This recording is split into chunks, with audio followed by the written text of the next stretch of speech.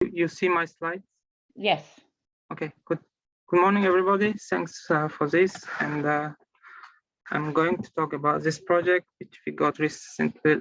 We started end of the last year.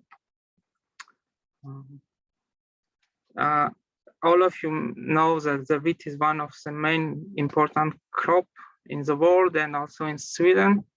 And there is always,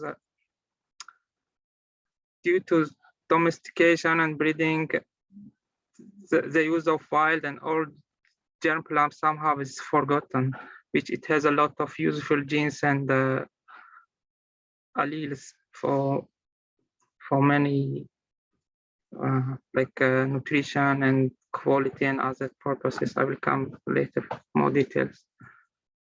So I just was checking based on this fact sheet about nutrition. So as you can see, in 100 grams of wheat, it's like about 340 calories. If you compare other three other top crops, you can see the very big differences how full grain of wheat, how it's important for our daily consumption.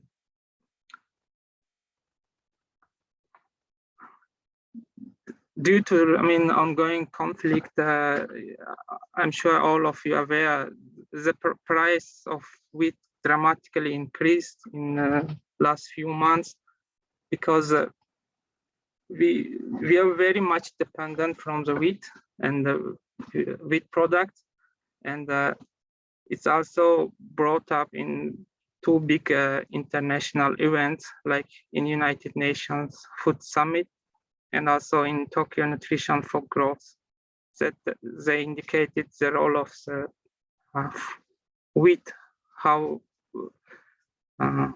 for daily life. And for example, in this paper published a few years back, they indicated that the global mortality because of low consuming of full grain products is high. When we use a higher grain full grain products, the global mortality goes down. So all of this shows that how we are very much dependent from the wheat and wheat products. And another issue, we need to increase more than 60% of products by 2050. There is a lot of challenges as indicated here in this slide.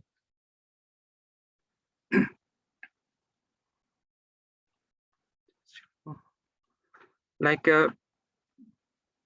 SO2 level and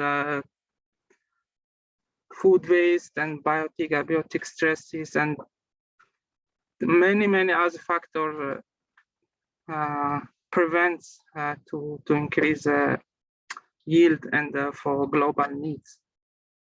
So for this purpose, our research mostly concentrated to use of wild relatives of wheat. We have a large crossing with different wild relatives like rye, Lamus species, Cainoporum, Aegilox, and Kernza. In addition, we are using also spelt, einkorn, and emmer, including land races and old cultivars from Sweden and other Scandinavian countries. So there is few papers indicated that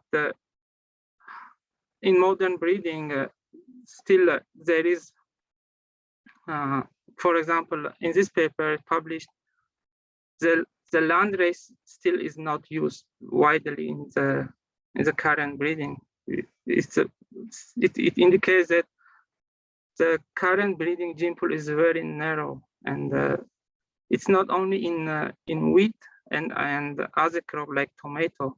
For example, in this paper, it indicates that more than 4,000, almost 5,000 gene is lost due to intensive breeding program, which controls flavor and taste of the tomato. So similar case in wheat and other crops as well. So this figure shows about how about genetic diversity in different species, wild relatives and ancient and modern cultivars. So if you count each dot, let's say one allele or gene, which is responsible for biotic, abiotic, agronomic, nutrition, and end-use quality. And as you can see, through domestication and breeding purposes, how the gene pool is becomes so narrow, and we lost a lot of diversity and nutrition in our currently consuming wheat. So the plum breeding is a starting point to improve the natural ingredients in the plants.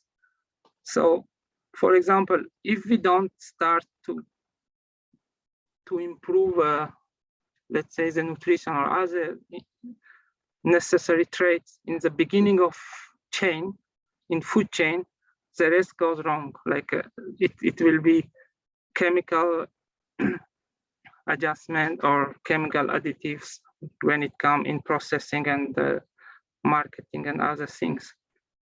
So that's why the role of plum breeding is very important. It's the beginning of food chain, which means crop improvement. And for example, we cannot construct the house from the roof, and definitely we need to have good base for the house, for constructing house. The same in crop or food. So the plant breeding is the base for crop improvement. So this is our project to use old wild relatives and ancient grains for wheat improvement, and we are working to improve taste and smell and aroma of the wheat, and including nutrition, and we also consider the phytochemicals and baking quality and amino acids. And yeah, in other work we did for biotic and abiotic stresses, which we should also consider this. Recently we did some analysis by ICP and ICP OAS analysis. As you can see, the level of zinc and iron and very high, especially in wild relatives, and the level of cadmium very low, which in particularly in modern wheat, you hardly find like a high level of zinc and iron and low level of cadmium. And this genotype is unique because we crossed from the wild, I mean, we brought these traits from the wild relatives into wheat. I mean, yeah, into wheat. Still, it needs a bit of work to get to use for cultivar development. For example, there is several papers published the role of zinc. They indicate when you use zinc, I mean, in your diet, you may improve your immunity. So there is a lot of paper published in last few years in relation to this COVID. If you wish, you can just go through some of this. So it indicates that the zinc is very important for daily life, for daily consumption. Mahbub, time. So yeah, this is some preliminary results. We have, as I said, this is we have some agronomic and biotic abiotic stresses, which is this column done in other studies. In our study, we mostly focus in this third column, which we got funding from Grund project for this study in collaboration with different organizations and institutions. Thank you.